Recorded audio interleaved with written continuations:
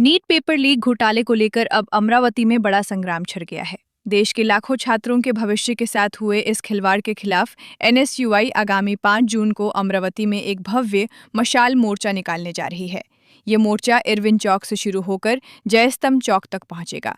NSUI ने सीधे तौर पर शिक्षा मंत्री धर्मेंद्र प्रधान के इस्तीफे और एनटीए को बर्खास्त करने की मांग की है।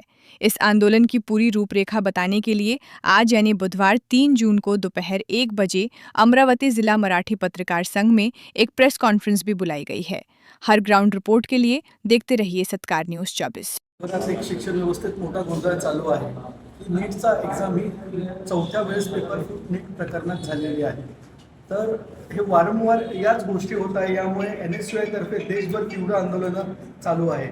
याचाच एक भाग म्हणून आमचे राष्ट्रीय अध्यक्ष विनोद झारखड यांच्या नेतृत्वात अमरावती येथे एक मशाल मार्च धर्मेंद्र प्रधान यांनी राजीनामा द्यावा या आग्रही मागणीसाठी 5 तारखेला सायंकाळी 5 वाजता काढण्यात येणार आहे। काय वाटतं किती विद्यार्थी त्याचा सहभागी होईल?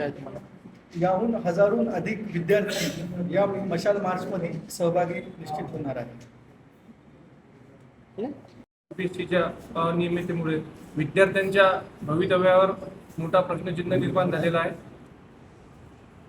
विद्यार्थ्यांच्या न्यायासाठी हक्कासाठी आम्ही महाराष्ट्र प्रदेश एनएसयूआय तर्फे एनएसयूआयचे राष्ट्रीय अध्यक्ष विनोद झाखडजी यांच्या नेतृत्वात अमरावती इथे बाबासाहेबांचा पुतळा ते जयस्तंभ चौक महात्मा गांधीजींच्या पुतळ्यापर्यंत सायंकाळी 5:30 वाजता मशाल मार्चचे आयोजन केले आहे आणि एनएसयूआय आता रस्त्यावर उतरलेली आहे आणि ही लढाई न्याय मिळेपर्यंत सुरू राहील। काय मागणी राहील तुमची? मागणी आमची धर्मेंद्र प्रधान यांनी राजीनामा द्यायला पाहिजे आणि एनटीए बरखास्त करायला हवं। मागणी पूर्ण नाही झाली तर पुढचा पाऊल काय होईल?